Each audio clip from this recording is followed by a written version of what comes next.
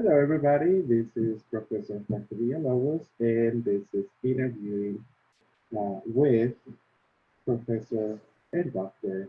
Pegah Motaleb. She's the very first interviewee that I'm going to have in this series of interviews. So I'm really excited that she decided to be part of this project, and she's like the godmother of this whole project. So I'm really, really happy that she is the very first one. And something about meeting Professor Motaleb was when, well, both of us went to grad school at Cal State San Marcos, and I think she was 1 year or 2 years ahead of me. But one of the classes that I was taking required me to observe some lecturers, so I decided to observe her class, and I thought that was really cool. And then the other time was when my cohort in the grad school program put together this conference, and she and I were in the same panel, sharing our creative writing project. So that was a really cool, way to get to know her. But I didn't interact with her. It wasn't until I was actually hired full time at Mesa when she emailed me and she welcomed me and she's like, "I remember you. It's nice to see a familiar face, and I'm excited to work with you." And ever since then, we created this really cool friendship, and I'm really happy to have her as a friend, as a colleague, and also as a great person to interact with. So anyway, without anything else to add, Professor Pegah Natal, how are you? I'm doing well. Thank you so much. I'm really honored, that you have asked me to be your first guest. I do want to start by acknowledging that I am in San Diego, California, on the native lands of the Kumeyaay Native Americans. It's something that I've been thinking a lot about lately, being in the pandemic and shut down at home. I've gotten an opportunity to like really observe my surroundings and really reflect on the people of the land that I'm kind of spending a lot of time on. So I wanted to acknowledge that. But I also want to acknowledge you and this incredible project that you have, started wanting to amplify faculty voices and have us faculty share our stories to, put on your YouTube channel and share with other people is really a unique project because I haven't really seen much faculty voices. So I want to also commend you and acknowledge you for coming up with this great opportunity for us to connect with one another. And yeah, I'm really honored to be the first guest. Yay, thank you very much, and thank you for bringing that awareness about recognizing the land. And yes, that's a good point to talk about is that the intention and the purposes of these interviews is to really talk about, things that us professors and professionals of color deal with, and not necessarily to attack people or to, complain, but it's more about creating awareness, having healthy discussions, and thinking about better ways to support each other and Mhm. really bring more light into the things that a lot of our students and a lot of our communities deal with. So I think it's important to have that space to have a conversation. So thank you for that. So Yeah, before for we get sure. into the nitty gritty stuff of this conversation, why don't you tell us a little bit about yourself, your childhood, where you grew up, how was your childhood, anything that you would like to share with us? Yeah. So I grew up, I was born and raised in Tehran, Iran. Tehran is the capital city of Iran. And I grew up there until I was the age of 8. And then my family immigrated to the United States. And we lived in Houston for 1 month. And from there, my dad couldn't find work. So we came to California and I grew up. Couple of years we lived in a neighborhood in San Diego called La Mesa, but afterwards we moved to Linda Vista, and so a great majority of my childhood I grew up in Linda Vista, which is a mile away from campus. And my father was a taxi cab driver, and my mother worked at Head Start, It's kind of like a for low income kindergarten and childcare program. And I grew up in a very diverse community of Linda Vista. And in Iran, we lived a very middle class lifestyle. But despite my father and my mother's careers, money was not so much of an issue, but it was more of, educational opportunities and professional career opportunities as me and my siblings were growing. So that was really the reason for their immigration. But we lived a very simple life. When we came to America, obviously that changed. We went down a class.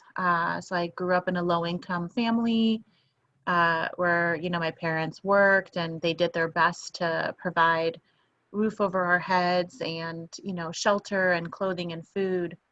And living in San Diego, and California and having great resources, we had government assistance fill in during the times when my parents couldn't do so. So I really had, challenges in my family life in my childhood, just like anybody else would. But, if I look at it from a more holistic approach, I had a really good life, I had, despite, one or two bad teachers, majority were amazing. Maybe one or two bad experiences, majority were great experiences. So I feel really blessed and grateful for, the upbringing and the childhood that I had. So yeah. Good. I like that. I love the fact that you're able to like balance, like you said, the negative and the positive and make it part of your life. Because I think when we think about childhood, when we think about telling a story, we often focus on the negative or the things that really affect us. But it's okay to talk about those, but at the same time, think about how are those experiences making us who we are today. And I think you really encompassed it really well. We talked about it. Yeah, I have the bad things, but I also have the positive things. So combining those is what makes us who we are and Definitely. necessarily focusing on the negative aspects. I also appreciate the fact that you recognize how hardworking your parents are, Right. and as an immigrant family, I think it's a great example of showing really the true stories of Mhm. what immigrant families are about. It's not just coming in to steal jobs, but it's more about looking for a better opportunity. So I think your Right. parents seems like that was the case for them. Do you think, or maybe the question is, how much do you think their hard working and dedication influenced you in the way you are now as a professional? Yeah. I mean, immensely. I think my parents have had, not only a huge influence on my professional career, but even like my personal life as well. They did the best that they could to be, present and active in our lives. They definitely spent a lot of time instilling morals and values in us, traditional values, human values. And my dad had really good work ethics. He was manager of a bank in Iran, and when we came to America, he worked diligently as a cab driver, which was a step down from his, prestigious position in his home country to now, be in a service industry was not easy for him. And me watching him do that, and the sacrifices that he made, giving up his career that he loved for us children and our family is, something that I have also adopted in my own personal life. The work ethics that he had, I watched. So he was like a role model. And, same thing with my mom. My mom was an educated woman for her time in Iran. It was not very typical for women to have bachelor degrees, but she did, despite having children. She went to university, got a degree, and even above her own husband, her educational level is higher. And so that was not really typical for most Iranian women. You know, usually the husband had the higher education, but in my family, you know, she set the tone that as women, we have to, you know, obtain an education. And she, you know, even though she raised 4 kids, she still had a career. She worked as a labor analyst for the Department of Labor in Iran, and she made huge, um, you know, huge, positive, impactful legal changes for laborers and workers in the city of Tehran. And so, as a child, watching my mom make positive changes in society is what instilled in me the importance of serving your communities wherever you live, especially the most marginalized, you know, low income, impoverished people. And that's where I get my sense of service. I get that from my mom. And so, yeah, I really do praise my parents for, you know, all that they did. Very nice. Thank you for sharing that. And it's amazing that both of your parents having a professional career in your home country made that change, that drastic change to come over Yeah, here and seem like starting from scratch. You know, it's yeah, not easy. It's not really easy yeah, because, you know, you already built something there. right, You know, you've had a career, you've had some sort of presence, and coming over to a new land and starting from scratch was not having that easy. But I guess the question now that I'm kind of leading to asking you is, how did you end up becoming a teacher? What was that hmm, process of you, you know, did hmm, you know already when you were growing up that you wanted to be a teacher? Did you have something else in mind? hmm, Tell us, how did you become, or did hmm. you become interested in wanting to be a teacher? Yeah. You know, I had a high school English teacher who had a really important role in shaping my major as an English major in college.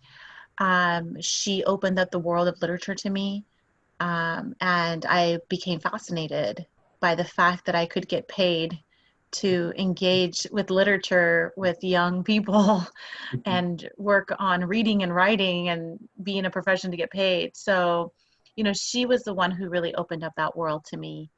And when I went to college, I went to Cal State Northridge for my bachelor's degree. And Cal State Northridge is a really special, unique campus. They are the first college campus, I believe the first Cal State to have the first Chicano Studies department. And when I went to Cal State Northridge as an English major, I, you know, was embedded in a lot of Chicano studies literature courses, African American studies literature courses. And I started to see the value of policy. And for my college, you know, career, I wanted to, I considered law and going to law school. But by the time I graduated from college, I had to take the LSAT exam, and I opened up the LSAT study book, the very first page, and I really struggled. I had deficit mindset at the time. I was very young. I did not have a whole lot of faculty role models. I didn't really seek out campus resources, and I don't think they were there. um, you know, I that's why I feel like Mesa is such an incredible place because there's so much resources and opportunities for students. And at the time at Cal State San Marcos, I rarely heard about them. So it was really hard for me to develop a network of support for them to support me in going to law school. I did toy with the idea of journalism a little bit because I really enjoyed writing, you know. But when I graduated with my bachelor's degree, I wasn't really ready into going out into the workforce because there's very little that you can do with a bachelor's degree. I did work at a group home with at-risk youth, but I went to grad school, and I went to grad school at Cal State San Marcos because I felt like maybe 2 more years, maybe a master's degree will lead me to, you know, a profession. And if anything, I'll just, you know, milk the clock a little bit. And I went in with the focus of wanting to be a writer. You know, I was like, I'll just go into the literature and writing program. I'll develop creative writing skills. I'll just, you know, maybe work at Starbucks as a barista, and in the evenings work on my creative writing and work on my book. And so those were some of the career paths that, you know, I toyed with. Mhm. I then, in grad school, I had the opportunity to teach GEW 101, which is kind of like an English 101 course. And that's where I believe you also have experience in that too. And so I did fall in love with teaching, and I, you know, definitely had my years where I wasn't, you know, the most skilled teacher, but I was like, okay, this is an open door that I can definitely enter into this field. And that's really where my teaching career took off. And then from there, when I graduated, I became an adjunct at Mesa College and Southwestern College, and ever since then, I never really had to turn back or change careers, you know, because it really is a rewarding and fulfilling career to have as a faculty at a community college. I work with the best student population. I have incredible colleagues. You know, we have great job conditions due to our union. You know, we have great work conditions, and we get, you know, compensated fair. I mean, I think we have some of the best opportunities to live a good, healthy life and get compensated and do the work that we have. And so that's kind of a little bit of background about my teaching and how I came into the teaching field. So I want to kind of like zoom in a little bit, slow down in terms of like your process of going from undergrad, grad school, and then teaching. Hmm. So you went to Northridge for English literature, right? Hmm. Am I correct? Yep. Yep. Then you transferred, well, not transferred, but you went into the master's program Yeah. at Cal State San Marcos, and it Right. was a literature and writing program, right? Right. Right. And that's when you, taking those classes, you decided that you were going to Mm-hmm. start teaching, right? But Yeah. originally, it seems like you wanted to be a writer. Am I Yeah. correct? With that statement, Yeah. right? Yeah, you know, I was just always really fascinated with the ability of authors to write these incredible books, Right. you know, and share their thoughts and ideas, whether they were memoirs or, you know, creative writing with the world. And I'm still fascinated by that, Mhm. you know, Mhm. and I do my own creative writing as well.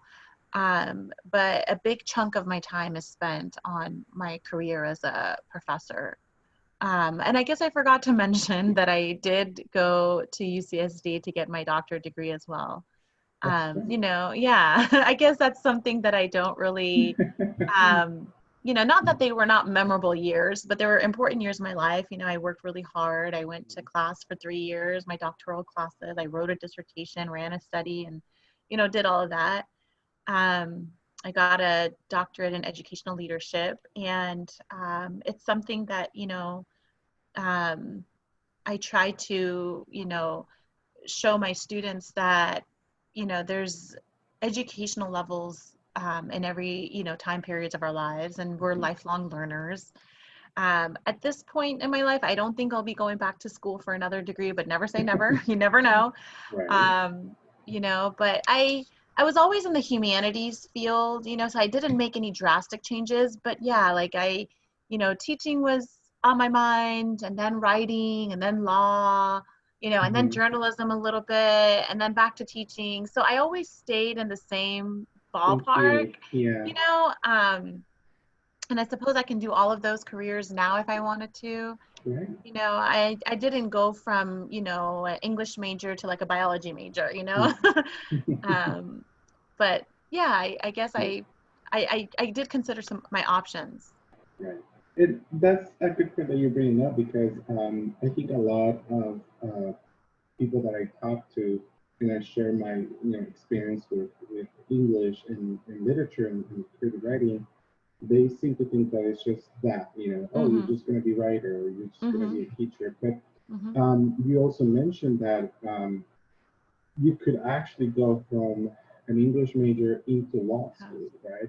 Which is a absolutely. really good way because you don't realize how much, or yeah, how much connection there is. Mm-hmm. You study the language, you study the word Right. choices, and when you go into law school, all the rhetorical choices that you Mm-hmm. you learned Yeah. in English in an English major are so applicable into law. So we could probably be lawyers and defend people if we wanted Yeah. to. But I love that. Absolutely. Yeah, I mean, one of my roles at Mesa is to be the PATH coordinator.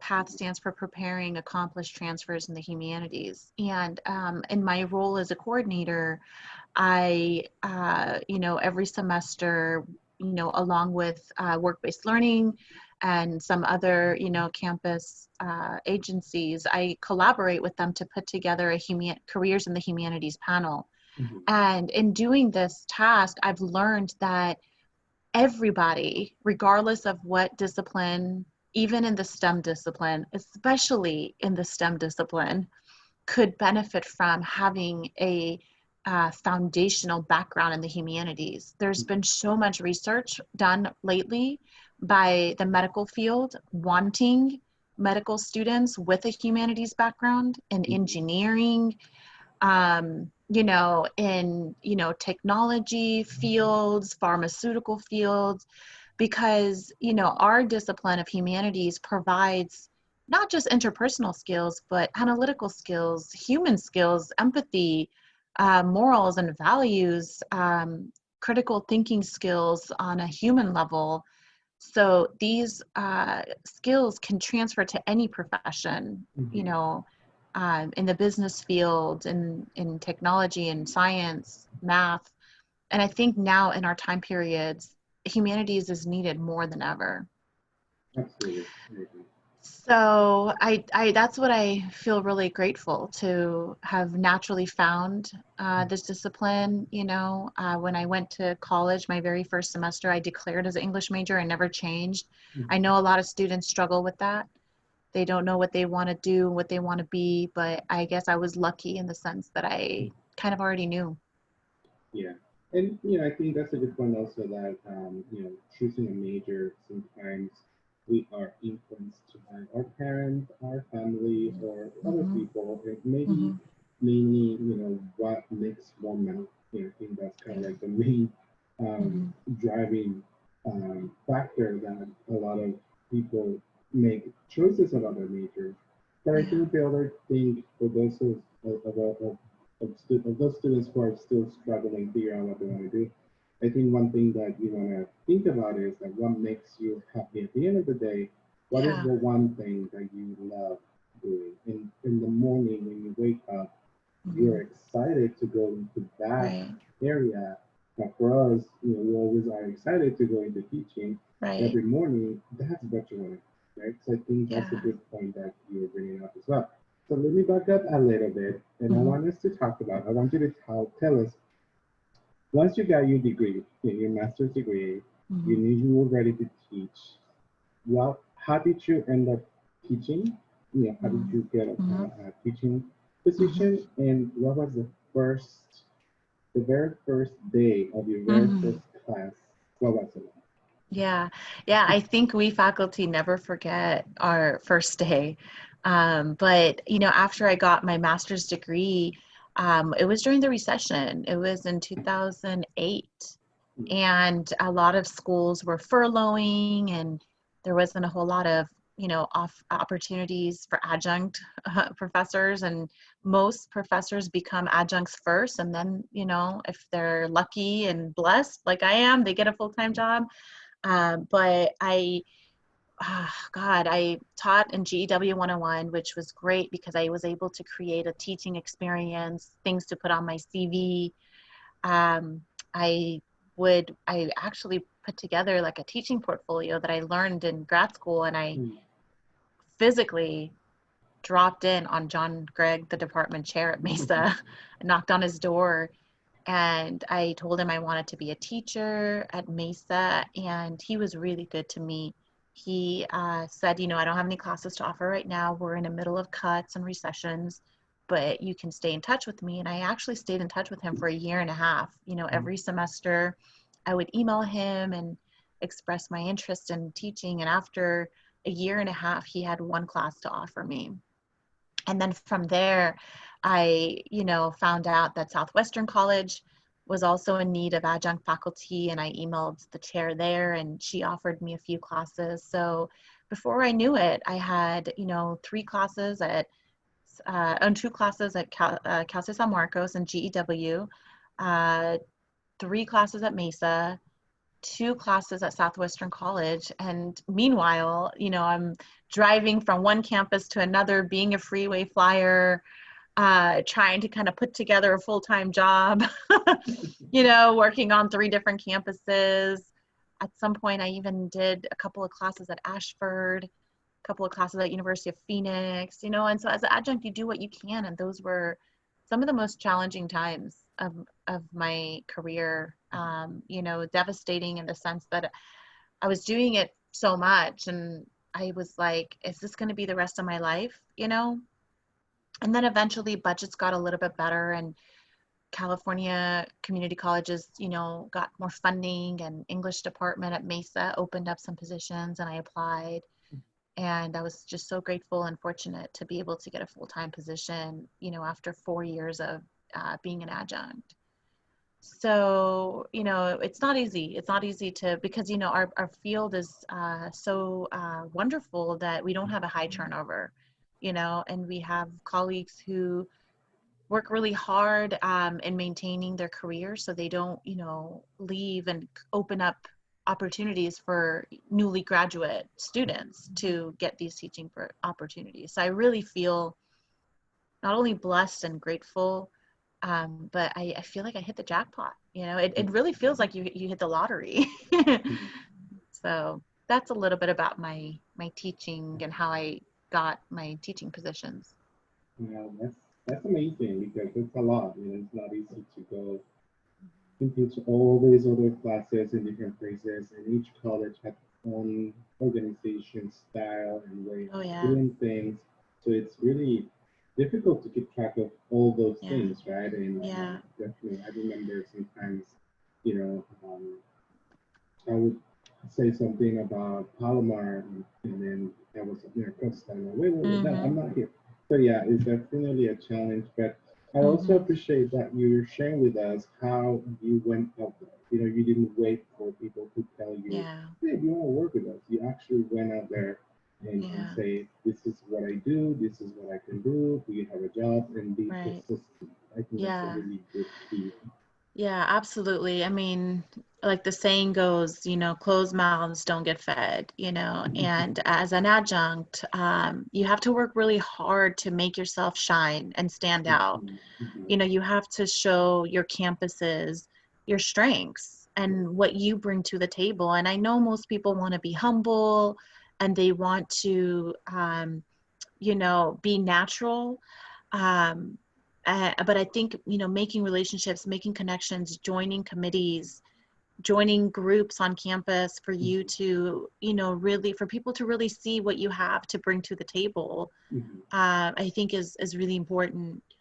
Um, you know, and I think like one of the strengths that I had as an adjunct, you know, was because of my adjunct position. You know, I worked in the morning at Cal State San Marcos Mhm. with one type of student population, and then I would drive all the way down to Southwestern College in the evening to teach my evening classes there for the completely different student population. Oh, very And good. I was able to, you know, I was able to switch, you know, and I think that's the strength of having to be an adjunct. You're able to, like you said, take these campus cultures. And so I think these are the powers that adjunct, these are the skills that we develop as adjuncts. Mhm. And you just have to like really show that you have these skills and these abilities to reach students from all kinds of different backgrounds and populations. And hopefully they'll lead everybody into a full-time job eventually. Yeah, and that's a good point. Is the versatility that you have to have, Mm-hmm. you know, within Right. your field to be able to adapt to different styles and Mm-hmm. communities and population of students. I Yeah. think it's a really good segue because you're Mm-hmm. bringing that up already. The next question that I wanted to ask you is, how did you end up getting that full time? You mentioned that it Yeah. was kind of like winning the lottery, right? And Mm-hmm. for you, Mm-hmm. and but for those agents who Mm-hmm. are looking for a full-time position, what would be one or couple of advice tips that you would Yeah. share with us about that? Yeah, definitely. So I think, a whole lot of different factors Mhm, played into me getting my full-time position. And I know everybody's path and everybody's journey is unique and different, but my journey and my path is that I was just really grateful and blessed and lucky to come to Mesa, to which they told me adjuncts are allowed to come to department meetings. mhm, Whereas I did work at certain campuses who told me adjuncts are not allowed at department meetings. So at Mesa, there was so much opportunities to get involved as adjunct.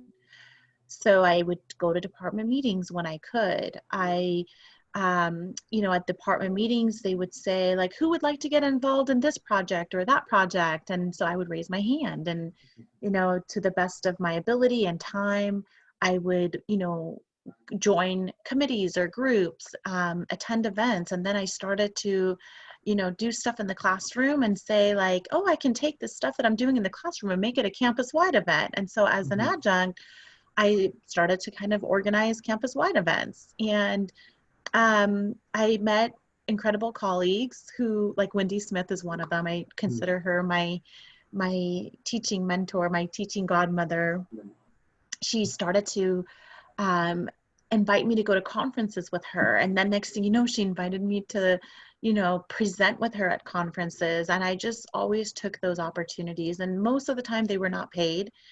But whenever I would watch our campus email, a professional development opportunity, this event, I would just look at my schedule. If I had the time, I would go. If I didn't, then I didn't.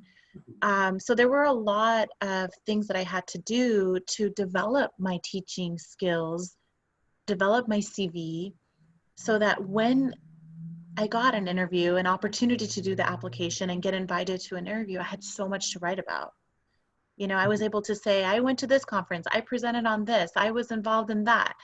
So I think those are the things that are important, in that, like, our teaching in the classroom is good, it's wonderful, mhm, but it's not enough. Like, we have to show that we're more than just faculty in the classroom, that we're faculty for the campus, for the community, and developing experience and opportunities for yourself to do that, I think, are really important. And I know that I had privileges. I'm not blind to them. I'm not, I did have a partner, my husband, who was able to financially support me while I did get paid, as an adjunct. So I also don't have children of my own. So I didn't have a very demanding domestic life. And I know that a lot of adjuncts, especially women, have children, and they have their kids' schedules and elderly parents that they have to take care of. So in that sense, I had those privileges and opportunities to have, time to be able to do these extracurricular type of stuff. mhm, So I think time management is really important, and I was just really enthusiastic and really loved being involved in the campuses. And they were just fun, you know, opportunities for me. So those are some of the things that I did to make myself be the best candidate when they interviewed me. mhm. Yeah. That's really good that you're sharing this because I think what I'm getting from it is that you have to be visible, you have to become visible. Just Yes. imagine it's difficult, and both of us come from that Mm-hmm. experience of being adjuncting and like you Mm-hmm. said, the free work flyer. But at the same time, like I said before, like, and you mentioned it too, like this Mm-hmm. is what you want to do, you want to kind of Mm-hmm. want to go further. Yeah. And yeah, absolutely, but recognize that there's some obstacles and that take advantage of those privileges as you Yeah. mentioned to kind of Yeah. make sure that you get out there and also networking that you Yeah. mentioned. Yeah. That's a key as well too. Yeah. I think, building relationships is so important. I built relationship with full-time colleagues like Wendy, for example. Hmm. And I started to kind of get involved in things that she was involved in. She was so passionate about acceleration. And I remember she would do all kinds of stuff. She introduced me to CAP, California Acceleration Project. And Hmm. as an adjunct, I went to the CAP Institute You know, I was actually in the second cohort of the CAP Institute, you know, where Mhm. 3 days we met, they put us in a hotel, and for 3 days from day to evening, I was around other faculty from all over California community colleges, like learning how to develop a syllabus, learning how to develop assignment sheets and essay assignments, learning how to pick books. And those were things that we did have an address in grad school, but on a theory level, not on a more practical level. But it was like California Acceleration Project, where I learned how to, you know, interact. What are the best ways to interact and engage with students? You know, they Mhm. presented data on community college student population. That's where I learned the term marginalized students. You know, Mhm. like the term equity, I learned at Mesa. If it wasn't for the professional development opportunities, I wouldn't even know these important words and the connotations that they carry. So Mhm. I think like educational leaders like Wendy Smith, Myra Snail, Katie Hearn, they really, I don't know if they know this or not, but they really did lay a strong foundation for me to become the faculty that I am through their trainings and their professional development. And I was able to talk about all of that in my application when I was applying for a full-time job or in my interview. And I think for me, I guess it worked, you know. Yeah. I don't know what the hiring committee was thinking, but I guess it worked. It definitely worked. I see. Yes.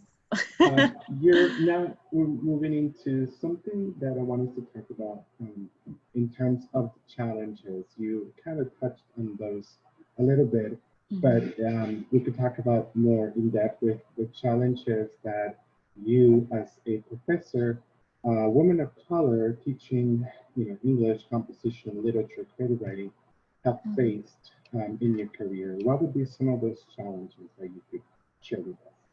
Okay. Yeah, I mean, I think there are a couple of different challenges. Mhm. You know, upon getting my first full-time job, upon winning the lottery, um, and getting a full-time job, my first challenge was I got to keep this job. You know, I got to make sure that I don't mess this up, you know, because these opportunities don't come about all the time. You know, they Mhm. really are once in a lifetime. Um, and so, you know, we go through the tenure process and we have to do the PRFs, performance review files. Mhm. And we have to show growth in the 4 years before we get tenure.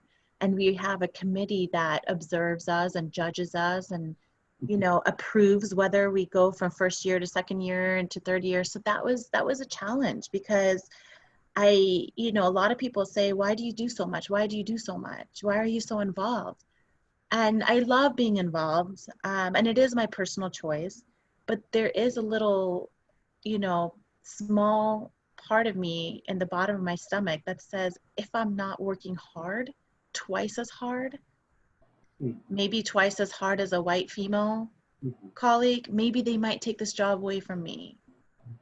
And I have to admit, I do have this in the pit of my stomach, you know. Right. When I first got hired, it was my white colleagues who taught me the word boundary, Hmm. and they practice boundaries with their work schedules. But it was always a faculty of color who went above and beyond hard. They did twice as much work. And then I talked to other faculty of color and they shared similar feeling. Mhm. Even though we are reassured, you know, like you won't lose your job, you know, you don't have to sign up and say yes to everything. Mhm. Even though they told us that at, you know, NFI, it's just a feeling that I could not get away from. I just didn't want to do anything to mess up my dream job. So I went above and beyond. And I, you know, some days were exhausting and tiring and I just kind of pulled back. Um, but that was a challenge as a faculty of color, a woman of color, I guess I could share. Another challenge was just being in the classroom. You know, you asked me to share about my very first day teaching. You know, I will never forget it. I got a class. It was an evening class. It was English 49, basic skills. course. And when my chair assigned me my very first class, I didn't even know what the word basic skills was, you know? So I had to go and like pull up on CurricuNet, you know, English 49. And then I started to kind of develop, you know, books and reading assignments and writing assignments based on that. I taught in a music building. I didn't even have my keys on the first day. You know, students were lined up waiting for me to come. They thought I was another student. And then when I opened up the door, they were like, oh, she's a teacher, you know.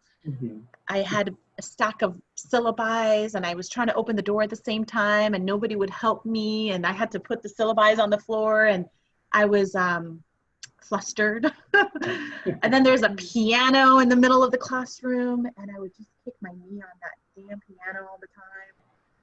You know, and then every time I would write on the board, it would screech, you know, and I would stumble a lot and I would have wrong due dates typed up on my assignment sheet and typos. And so those were, and then I had students who were not only, some of them were older than I was with more life experience. And some of them had no problem calling me out on my mistakes in a really mean way. You know, like I would have students who would raise your hand there and be like, oh, you have a typo in your syllabus. And I would just feel so embarrassed, you know? So I had to just, I learned a lot, you know, I had students in my classes who would challenge me, you know, when racial topics would come up.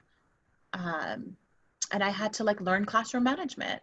You know, I had to learn how to communicate with them and talk to them, how to facilitate class discussions about controversial or important topics in society, such as race and class and sex. You're in a classroom with students from all age categories, from all educational, from all, you know, social class backgrounds, working. Some of them are unemployed, some of them are Black, some of them are white, some of them come from impoverished neighborhoods, some of them come from advantaged neighborhoods. And so I have to, as a professor, learn to make sure that everybody feels heard and respected. And so those were some of the challenges that as a new faculty, I had to overcome by reaching out for support from you guys, my colleagues, who were always an ear for me to vent to, going to professional development whenever possible, speaking up at department meetings and telling my chair and my other colleagues, I'm struggling because this issue came up and this is what this student said. And so, you know, our jobs are not easy, you know, our jobs are not easy. We feel different emotions every day we go into the classroom. Some days I feel so confident. I've prepped and I know what I'm doing. And then some days the student will say a comment in the class and I'll be like, what do I do now? You know? And I think those are the good things about our job. They always keep us on our toes, but those are some challenges. You know, we're not like robots where we go and work on an assembly line and every day it's the same thing. You know, every day is a new day. So to be able to adapt to your time and conditions and, you know, classroom things that pop up, I think is really a good challenge, I guess, you know. Right. Learning experiences as you have to face. But Right. Yeah. again, I do appreciate that you're bringing up issues like this because probably, and not probably, but most likely a lot of us have dealt in a similar, you know, circumstances, Right. similar issues as well. Right. But I think you're bringing up a good point about what you're mentioning about, you know, feeling that you have to work twice as much. It made me think about the term imposter syndrome. You know, the idea that you don't, you know, you're taking somebody else's job, and that you probably are not that good enough. And I think in so many levels, most of us have felt that way. You know, I think it stems from maybe the lack of representation of people of color in this particular field. When you think about a college professor in English, you think about middle white men, you know, with their blazer and the patches on the elbows and, you know, bringing their briefcase and talk about Shakespeare. But I Right. think, particularly in San Diego, being a community in a city, a bordering city, and in a community, a very diverse community, I think it's important to really change that view, and bring in more Hmm. people who represent the community that we're serving. And I think you particularly, and me and other people are definitely bringing that up. But it does take some time, and it Hmm. definitely brings up these issues where we feel like maybe we're taking somebody else's stuff. Hmm. But you're not really just a professor, and that's something that I think we should emphasize and highlight here, about well, not who you are, but what titles and what things you've done. Because, like you mentioned, you have done so much, and you do have a PhD, and you're a doctor, and so I think it's important for those students who Hmm. who are seeing themselves in you and say, oh, she did this, and I could do that Hmm. too. Like how much you've done, and what it means for you as a person as well. Yeah, like I said earlier, sometimes I forget that I'm a doctor.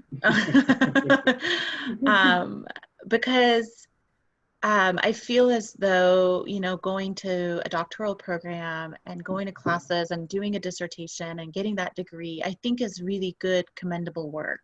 Mhm.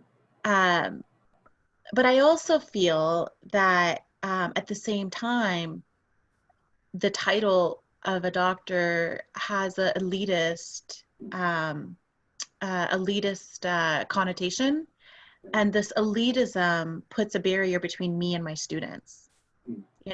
My first generation students who are new to this country, and for me to kind of blow that up, I think would not allow me to connect with them on a human level. So for me, I have a great group of Iranian students who, through word of mouth, find out that I'm like the only English Iranian professor. Mhm. Maybe there's a couple more. I haven't met very many Iranian English professors.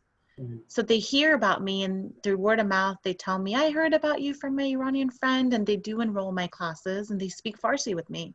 And the last thing I want to do is put a barrier and make them feel as though I'm better than them, you know? Mhm. So in some circumstances, I do downplay it just so that I can build relationships with them. But you know what? There have been times where I've been at an event.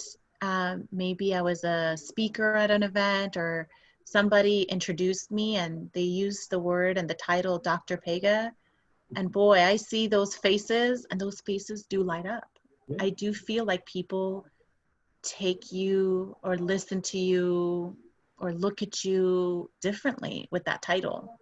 And Mhm. it's unfortunate. It's unfortunate that we have to have titles for us to be heard or acknowledged or seen, But such is the academic world and academia and higher ed.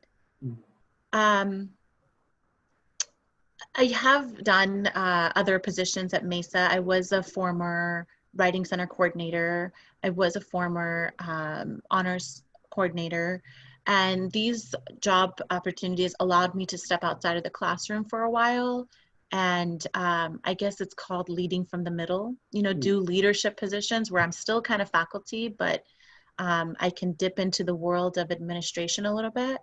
And they were great. They were great learning opportunities for me. I got to connect with students on a completely different level than I did, as a faculty. And I now am the current path coordinator at a Mesa. So I do have teaching opportunities in the classroom, but I can also do the leading from the middle kind of opportunities too. And I think that's a great balance. Like I do encourage faculty to do both. And I think another incredible thing about Mesa College is that they open up these reassigned time opportunities to adjuncts. I mean, like what other campus allows an adjunct faculty to apply to be a writing center coordinator, Mhm. or an honors coordinator? So I think, doing these jobs and applying for them, I've learned so much. I never regret doing them. They challenged me on a different level, and they helped me learn so much about myself. one major thing that I learned about myself is that I need a lot of work in my leadership skills and my communication skills. Those positions really taught me that I need to, I thought I was great and big and mighty, but those leadership positions taught me to wind back a little bit and reflect on myself a little bit and what I can do better. Because I know I made, my great share of mistakes. But I also learned a lot from those mistakes. Thank God those mistakes weren't catastrophic or devastating, but they were areas I identified that I want to work on. I want to work on how to be a better communicator.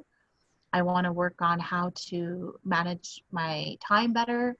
And so I decided to not do 3 reassigned time and just maybe do 1, to kind of reel back a little bit and to just continue working on, my leadership skills in the classroom, on campus. And I'm at a place in my life right now where I'm just content with, I feel enough challenged and enough steady routine, just feel so grateful to be a faculty. And this is where I see myself for the long-term near future, and I've learned to say never. Say never. You never know, you never know when a different position opens up and you want to apply for it. People say, I see you as a dean. I see you as this and I see you as that. And I was like, thank you. That's really nice. But there's nothing wrong with what I'm doing right now. I'm really blessed and grateful, beyond blessed and grateful to be where I am right now. So I think I just have to go with what I'm feeling in that time period in my life and embrace change. I know these kind of sound like buzzwords and cliches, but as I reflect on myself more, I feel like they really are true, Very nice. And one thing I want to share with you is that when I started teaching at MESA, and I saw what you were doing, and what path you were creating for yourself, because you were in that track to become tenure.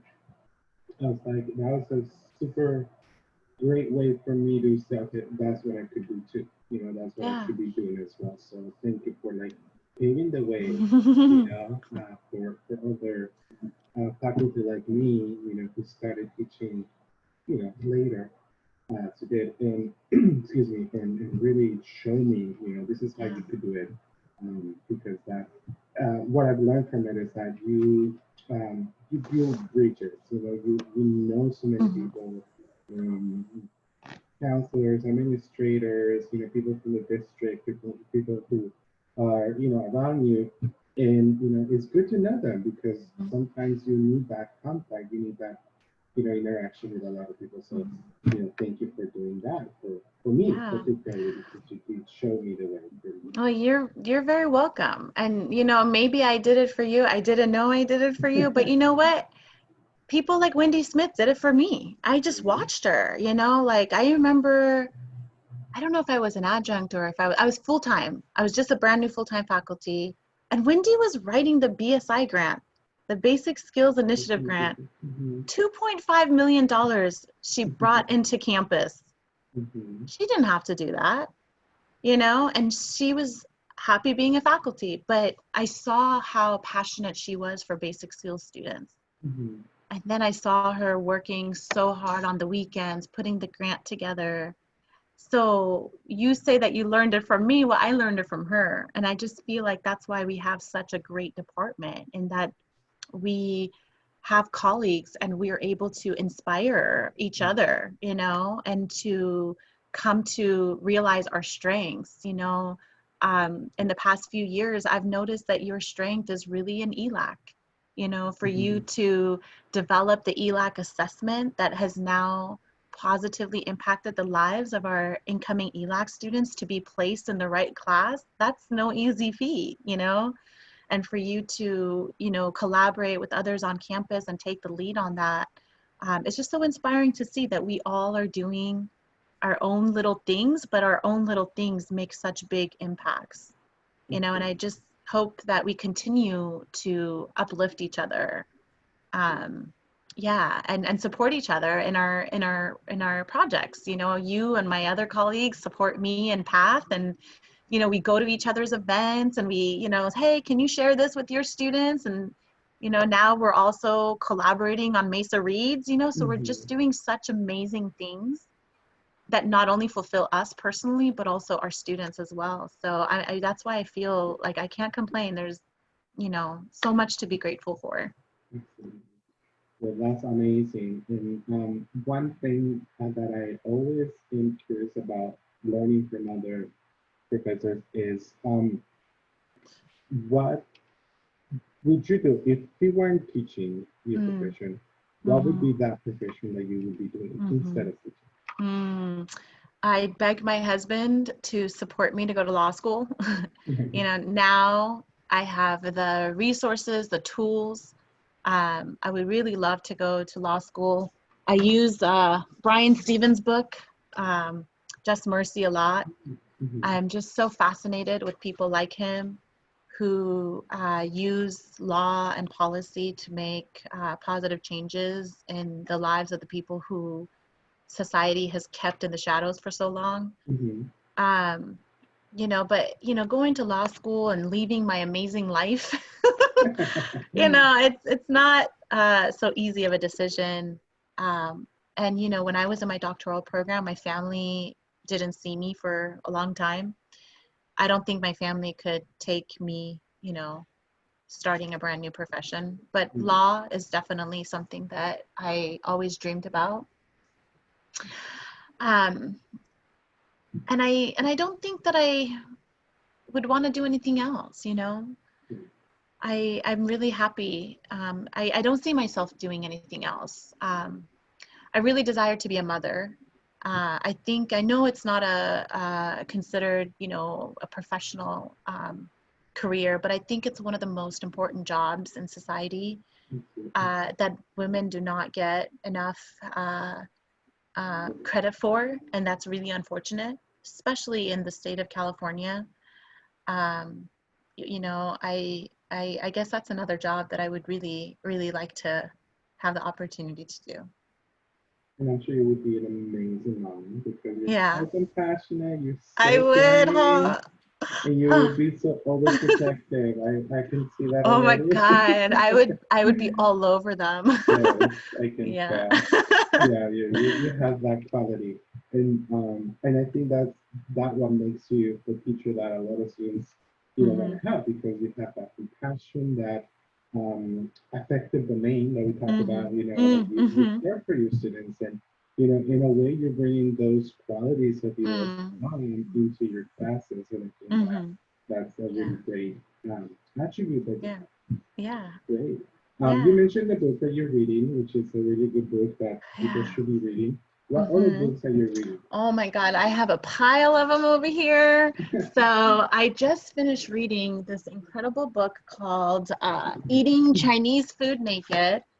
And it was really good because I literally felt that even though it's a novel about a Chinese family in Brooklyn, I felt like they were writing my whole life story. So that's the beauty of reading books by authors of color. You know, they're able to, their stories are able to say, "Me too." You know, even though I'm not from the Chinese background. So I just finished this one. It was really good. My coworker Jill has been talking a lot about this book, The Home Place: Memoirs of a Colored Man's Love Affair with Nature, J. Drew Lanham. I am a big book lover. Like right now, I just have to always be surrounded by my books. And I love physical book copies. And what I love is I love reading books that my other colleagues are reading just so I can talk to them about it. You know, I really miss the intellectual conversations. So I'm reading this so that I can talk to Jill about it. My husband and we have created a couples book club. Oh, So yeah, so we just finished reading Ta-Nehisi Coates wow. and The Water Dancer, and we love it. Like just in random times of the day, we bring up passages or instances and we talk about it. So this was the one that we just finished reading, and then our next couples book club is The Nickel Boys by Colson Whitehead. I can't wait to get this. And then I just had a birthday recently, and what I requested from my friends was, don't buy me anything, don't order me books, just give me a book that you have on your bookshelf. So Marie gave me this one, Ta-Nehisi Coates' The Beautiful Struggle. It's his first memoir. So I can't wait to read this one. And then Christy gave me this one, Zora Neale Hurston. She finished reading it. So as soon as I finish reading it, I'm going to be texting quotes and passages with her. And then I have so much books here that I love so much. This one I got from the little library outside of my mom's home. My little niece texted me one day and she's like, Auntie, I need some books. And I don't like buying so much books because they cause clutter and they're bad for the environment because of the paper waste and things like that. I know I should transfer to a Kobo or, those ebook readers, but I just love the physical aspects of books. Right. But there's these little libraries. I know public libraries are closed, but these little libraries around campus, around the community. So I went into the one by my mom's house and I got her a pile of books. And in that pile, I saw this one and they were free. I just, the concept of the little library is take a book, put a book back. So as soon as I'm done with all of these books, I'll either gift it to other people like students, or you or my colleagues. I love gifting books to people. Like when I do it in office hours with students, their faces light up and they're like, really? I'm like, please, yes, take it. And my students are like, are you sure? Are you sure? I'm like, yes, our incredible colleague, Kim, she just took a box of books for her class and she did like a drive-by to their homes. What an incredible connection. So I just love exchanging books. Anyway, so this is my poetry book. It's called Masik, and it's selected poems by Tomas Riley. He's a Chicano writer. He is a 10-year veteran of the Chicano spoken word collective, the Taco Shop Poets. And so I'm really excited to dig into this book. And one thing I love about getting books from my colleagues and my friends and not buying new books is I love the notes. I love the notes. I love reading other people's annotations. And this is just some random stranger.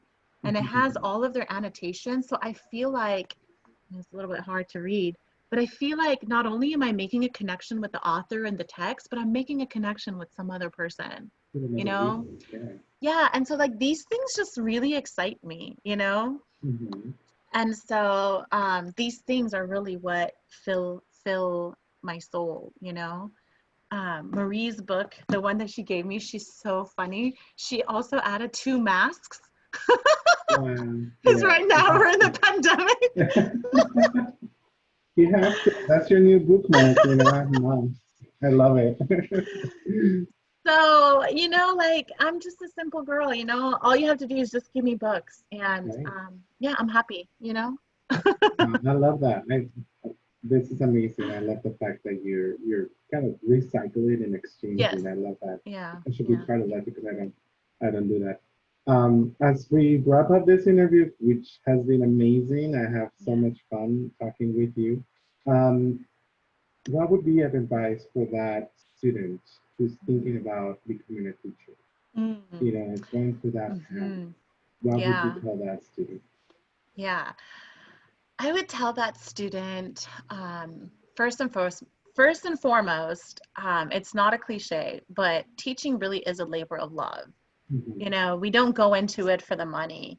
I mean, the money, we're in a district where we're compensated very fairly, thank you to the AFT, but most teachers don't really go into it because they want money. Like you really have to go into it if you have to introspectively, reflect on yourself and say like, will being patient on a regular basis be something that I can do, will being around students something that I want to do, I actually really enjoy grading my students' papers. Once I start, it's not so bad, but like to get there, I know. So it's a lot of work that you have to take from home. I mean, these are like the real logistical things.